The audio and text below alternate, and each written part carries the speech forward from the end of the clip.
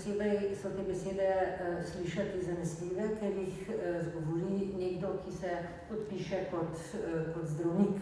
Že prej je kolega dr. Zupančič zelo lepo razložil, da je karkoli kot zdravniki naredimo in tukaj gre recimo za predpis zdravila, za predpis oziroma izvedbo nekega posega ali pa za neko izjavo, moramo za tem stati za neko odgovornostjo, moramo se zavedati, kaj je lahko posledica tega. In te posledice so lahko v času epidemije zelo konkretne, tudi že opisano, pač lahko se posameznik, ki temu bolj verjame kot drugi informaciji, pač ne odloči za cepljenje ali pa se recimo izpostavi bolezni, zboli in potek je lahko zelo neugoden.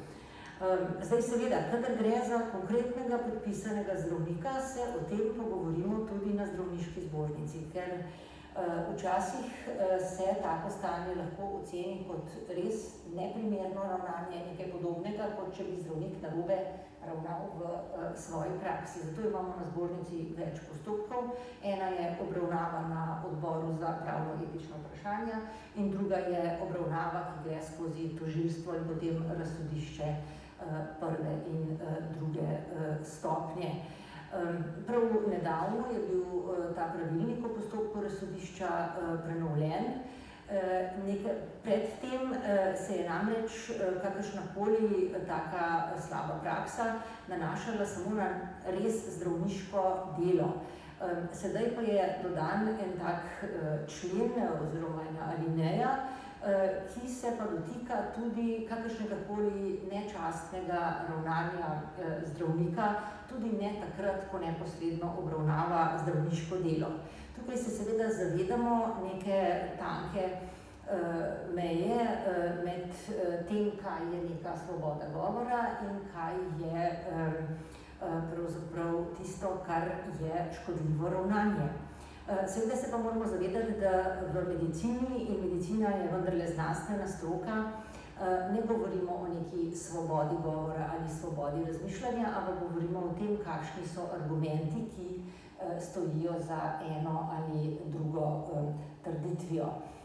No in žal se dogaja, da se v medijih, to, kar je bilo pač nedavno, mislim, da na družbenih medijih so bile objavljene neke take točke o neresnicah, o cepljenju, tako nekako, so stvari, s katerimi je zelo težko polemizirati, zato ker so res odmaknjene od znanstvenih argumentov.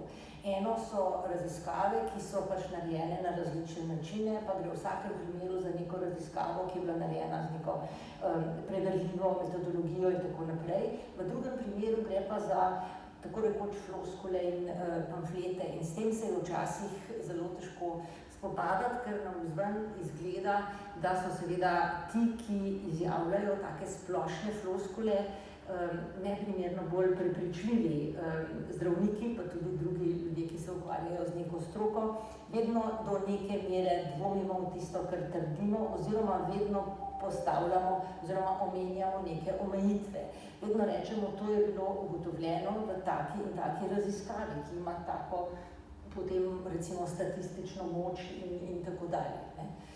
Tako da bi bilo pravzaprav tisto, kar se mi zdi pametno v tem povedati, da naj ljudje, ki to berejo, ljudje, ki niso zdravniki, bodo pozorni na to, kako je taka informacija podana, ali gre zadaj za ene konkretne raziskave, ali gre za neke trditve, ki so na nečem preverljivem osnovane, ali gre za neko tako splošno trditev. Pa še nekaj, da ne bom predolga, torej take informacije oziroma dezinformacije, ki so nastale iz različnih vzgibov, seveda imajo večjo moč, kadar pravih informacij ni na voljo.